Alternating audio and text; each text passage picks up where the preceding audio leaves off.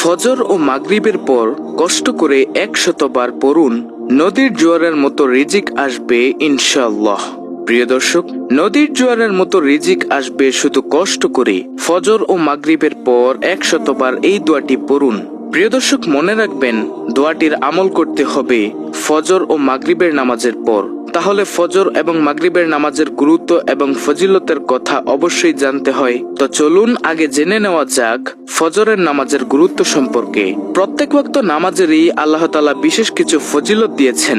এর মধ্যে অন্যতম ফজরের সালাত। আল্লাহ রাব্বুল আলামিন পবিত্র কুরআনে বলেন, নামাজ কায়েম করো সূর্য ঢলে যাওয়ার পর থেকে রাতের অন্ধকার পর্যন্ত, এবং কায়েম করো ফজরের নামাজ। নিশ্চয়ই ফজরের নামাজ উপস্থিতির সময়। সূরা বনী ইসরাঈল আয়াত নং ৭৮। প্রিয় দর্শক, নামাজের মধ্যে যেমন ফজরের রয়েছে বিশেষ গুরুত্ব, তেমনি সময়ের মধ্যে ফজরের সময়ের রয়েছে বিশেষ গুরুত্ব। পবিত্র কোরআনের ফজর নামে একটি সূরাও রয়েছে। এই সূরার শুরুতে মহান আল্লাহ তাআলা ইরশাদ করেছেন, শপথ ফজরের। সূরা ফজর আয়াত নম্বর ১। হাদিসে ফজরের নামাজের বিশেষ তাগিদ রয়েছে। জুনদুব ইবনে আব্দুল্লাহ রাদিয়াল্লাহু তাআলা আনহু থেকে বর্ণিত, মহানবী সাল্লাল্লাহু আলাইহি ওয়াসাল্লাম ইরশাদ করেছেন, যে ব্যক্তি ফজরের নামাজ পড়বে সে আল্লাহর জিম্মায় থাকবে। সুবহানাল্লাহ। মুসলিম শরীফের হাদিস, হাদিস নং ৬৫৭। দর্শক, অন্য হাদিসে ফজরের নামাজ আদায়কারীকে জান্নাতি মানুষ হিসেবে আখ্যায়িত করা হয়েছে। আবু মুসা আশআরী রাদিয়াল্লাহু তাআলা আনহু থেকে বর্ণিত, রাসূলুল্লাহ সাল্লাল্লাহু আলাইহি ওয়াসাল্লাম ইরশাদ করেছেন, যে ব্যক্তি দুটি শীতল সময়ে নামাজ আদায় করবে সে জান্নাতে প্রবেশ করবে। সুবহানাল্লাহ। বুখারী ও মুসলিম শরীফের হাদিস। সুপ্রিয় দর্শক, ফজরের নামাজ পড়ার 10টি পুরস্কার রয়েছে। নিম্নে ফজরের নামাজ পড়ার 10টি পুরস্কার উল্লেখ করা হলো। নম্বর 1, ফজরের নামাজে দাঁড়ানো সারা রাত দাঁড়িয়ে নামাজ পড়ার সমান। যে ব্যক্তি জামাতের সাথে এশার নামাজ আদায় করলো সে যেন অর্ধেক রাত জেগে নামাজ পড়লো, আর যে ব্যক্তি ফজরের নামাজ জামাতের সাথে আদায় করলো সে যেন পুরো রাত জেগে নামাজ পড়লো। সুবহানাল্লাহ। দ্বিতীয় নম্বর ফজিলত, যে ব্যক্তি ফজরের নামাজ পড়বে সে আল্লাহর জিম্মায় থাকবে। মুসলিম শরীফের হাদিস। তারপরে তৃতীয় নম্বর ফজিলত হলো, ফজরের নামাজ কিয়ামতের দিন নূর হয়ে দেখা দিবে। যারা রাতের আধারে মসজিদের দিকে হেঁটে যায় তাদেরকে কিয়ামতের দিন পরিপূর্ণ নূর প্রাপ্তির সুসংবাদ দাও। সুবহানাল্লাহ।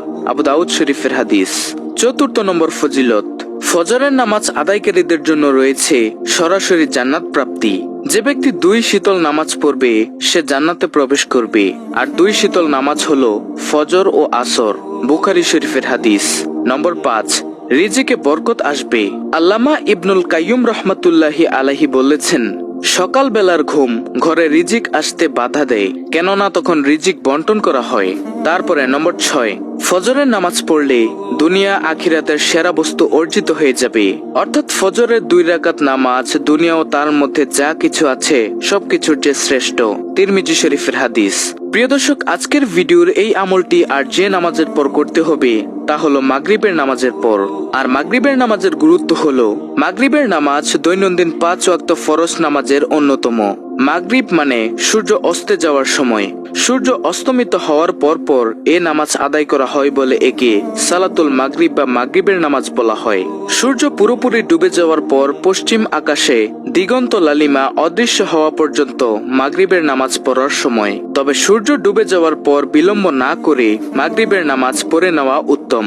সহিহ বুখারীতে সালামা রাদিয়াল্লাহু তাআলা আনহু থেকে বর্ণিত আছে, তিনি বলেন, সূর্য অস্তমিত হওয়ার সঙ্গে সঙ্গে আমরা রাসূল সাল্লাল্লাহু আলাইহি ওয়াসাল্লামের ইমামতিতে মাগরিবের নামাজ আদায় করতাম। আরেক হাদিসে রাসূল সাল্লাল্লাহু আলাইহি ওয়াসাল্লাম বলেন, আমার উম্মত ততদিন কল্যাণের পথে থাকবে যতদিন তারা মাগরিবের নামাজ আদায় তারকা উজ্জ্বল হওয়া পর্যন্ত বিলম্ব করবে না। আবু দাউদ শরীফের হাদিস। দর্শক, প্রতি ওয়াক্ত নামাজ সমানভাবে গুরুত্বপূর্ণ হলেও কোরআন হাদিসে মাগরিবের নামাজের আলাদা গুরুত্ব ফজিলত বিবৃতি হয়েছে। আল্লাহ তাআলা বলেন, আর সকাল সন্ধ্যায় অর্থাৎ ফজর ও মাগরিবের সময় আল্লাহর পবিত্রতা ও মহিমা ঘোষণা করো, অর্থাৎ নামাজ পড়ো। সূরা আলে ইমরান আয়াত নং 41। রাসূল সাল্লাল্লাহু আলাইহি ওয়াসাল্লাম আরো বলেন, যে ব্যক্তি সকাল ও সন্ধ্যায় নামাজ আদায় করতে মসজিদে যায়, যতবার যায় আল্লাহ তাআলা ততবারই তার জন্য জান্নাতে আতিথেয়তার উপকরণ প্রস্তুত করেন। সুবহানাল্লাহ। বুখারী শরীফের হাদিস। প্রিয় দর্শক, মাগরিবের নামাজের পর 2 রাকাত নামাজ পড়া সুন্নতে মুআক্কাদা। এর ফজিলত প্রসঙ্গে রাসূল সাল্লাল্লাহু আলাইহি সাল্লাম বলেন, যে ব্যক্তি গুরুত্বের সঙ্গে মাগরিবের পরের 2 রাকাত সুন্নত নামাজ আদায় করেন, তার জন্য জান্নাতে একটি ঘর নির্মাণ করা হয়। সুবহানাল্লাহ, তিরমিজি শরীফের হাদিস। দর্শক, এখন আমি আপনাদেরকে মূল আমলটি সম্পর্কে জানাবো, তা হলো কোন আমলটি করলে নদীর জোয়ারের মতো রিজিক আসবে। আর সেই আমলটি হলো ইস্তেগফারের আমল। এই ইস্তেগফার, এই ছোট্ট দোয়াটি আস্তাগফিরুল্লাহ আস্তাগফিরুল্লাহ ওয়া আতুবু ইলাইহি।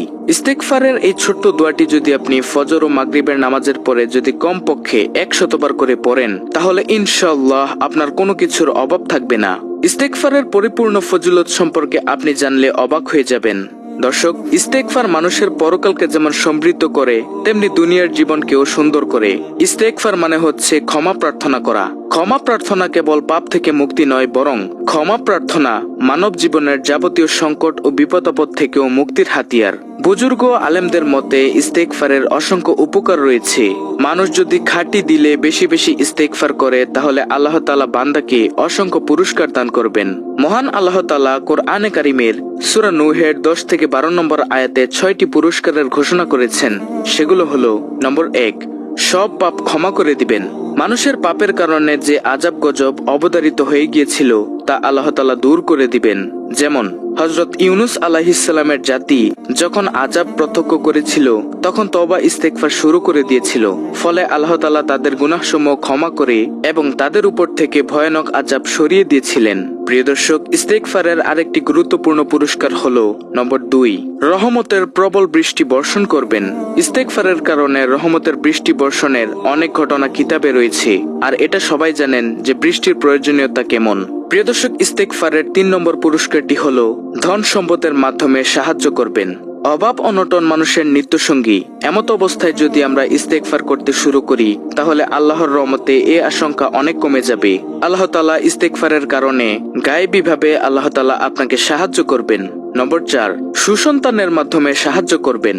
বিয়ের পর সন্তান লাভের জন্য মানুষ অনেক চেষ্টা করে। কেউ যায় মাজারে, কেউ বা পরে ভণ্ডের খপ্পরে, কেউ ঈমান হারায়, আবার কেউ অর্থ খোয়ায়, কিন্তু সন্তান পায় না। অথচ আল্লাহ তাআলা ইস্তেগফারের বিনিময়ে এমন সুসন্তানের প্রতিশ্রুতি দিচ্ছেন, যারা মা বাবার উপকারে আসবে, তাদের সাহায্য সহযোগিতা করবে।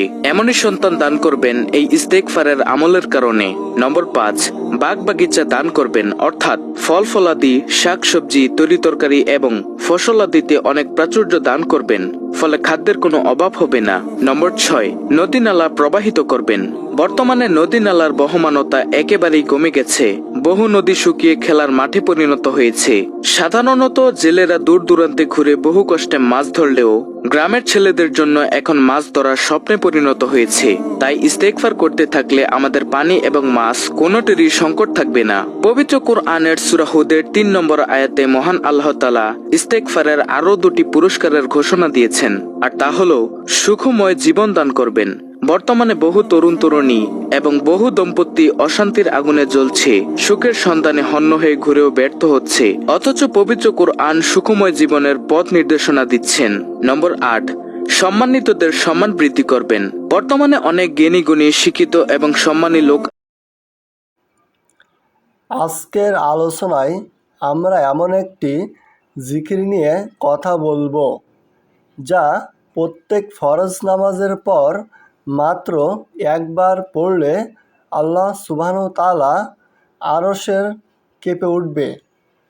আর সেই জিকিরের মাধ্যমে বান্দার দোয়া আল্লাহর কাছে পৌঁছায় যায়, যতক্ষণ পর্যন্ত না তিনি কবুল করেন। এই আলোচনাটি ইনশাআল্লাহ আপনার ঈমানকে শক্তি করবে, আল্লাহর জিকিরের প্রতি ভালোবাসা জাগাবে এবং দোয়া কবুলের রহস্য বুঝতে সাহায্য করবে ইনশাআল্লাহ। নামাজ ও জিকিরের গুরুত্ব।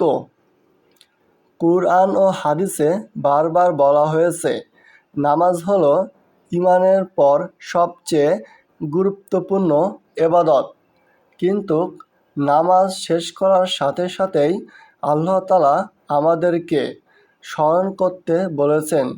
কুরআনে আল্লাহ তাআলা বলেন, যখন তোমরা নামাজ শেষ করবে, তখন আল্লাহকে স্মরণ করো। এখানে বোঝানো যায় নামাজের পর জিকির করা বান্দাকে আল্লাহর আরও কাছে নিয়ে যায়। একটি হাদিসে রাসূলুল্লাহ ইসলাম ইরশাদ করেছেন, যে ব্যক্তি প্রত্যেক নামাজের পর আয়াতুল কুরসি পড়ে তার আরশ পর্যন্ত একটি পর্দা উঠতে থাকে আর আল্লাহর আরশ সেই জিকিরের কারণে কেঁপে ওঠে। যতক্ষণ না বান্দার দোয়া কবুল হয় ততক্ষণ ফেরেশতারা তার জন্য দোয়া করতে থাকে। আরেকটি বর্ণনায় এসেছে, যে ব্যক্তি আল্লাহর প্রশংসা ও তাসবিহ বলে তার প্রতিটি শব্দ আসমানে ওঠে এবং আরশ পর্যন্ত পৌঁছায় যায়। তখন আল্লাহর রহমত নাজিল হয় আর বান্দার দোয়া কবুল হয়। প্রিয় দর্শকবিন্দু, রাসূলুল্লাহ ইসলাম যে জিকির আমাদের শিখিয়েছেন সেটা আমি স্ক্রিনে দিয়ে দিচ্ছি। এর অর্থ, আল্লাহ ছাড়া আর কোনো ইলাহা নেই, তিনি একক, তার কোনো শরিক নেই, সমস্ত রাজত্ব তার, সমস্ত প্রশংসা তার জন্য, আর তিনি সব কিছুর উপর ক্ষমতাশীল। এই জিকিরে প্রত্যেক ফরজ নামাজের পর একবার হলেও পড়লে বান্দার দোয়া সরাসরি আল্লাহর কাছে পৌঁছায়। আমরা মানুষ হিসাবে আল্লাহর আরশের সম্পূর্ণতা বুঝতে পারি না, তবে হাদিসে এসেছে আল্লাহর আরশ হলো সবচেয়ে বড় সৃষ্টি। যখন একজন বান্দা আন্তরিকভাবে আল্লাহকে স্মরণ করে তখন সেই জিকিরের শক্তিশালী হয় যে ফেরেশতারা তা নিয়ে আসমানে উঠে যায় এবং আরশ পর্যন্ত পৌঁছায়। আরশ কাঁপতে থাকে মানে আল্লাহর মহিমার সামনে বান্দার দোয়া ও জিকির এত মূল্যবান হয় যে আল্লাহর দোয়া দ্রুত নাজিল হয়। দোয়া কবুলের গোপন রহস্য। আমরা অনেক সময় দোয়া করি কিন্তু মনে হয় কবুল হচ্ছে না, অথচ রাসূলুল্লাহ সাল্লাম বলেছেন দোয়া তিনভাবে কবুল হয়। 1 নম্বর, কখনো সাথে সাথে কবুল হয়। 2 নম্বর, কখনো আল্লাহ বান্দার জন্য আরও ভালো কিছু লিখে দেন। 3 নম্বর, আর কখনো দোয়া কবুলের বদলে বান্দার কোনো বিপদ দূর হয়ে যায়। কিন্তু এই জিকির বান্দার দোয়া কবুল হওয়ার একটি শক্তিশালী মাধ্যম। চলুন এবার জেনে নিই জিকিরের উপকারিতা। 1 নম্বর, ঈমান শক্তিশালী হয়। 2 নম্বর, মন শান্ত হয়। 3 নম্বর, আল্লাহর রহমত লাভ হয়। 4 নম্বর, দোয়া দ্রুত কবুল হয়। 5 নম্বর, শয়তানের কুমন্ত্রণা থেকে দূর হয়। কিভাবে আমলটি করবেন চলুন জেনে নেওয়া যাক।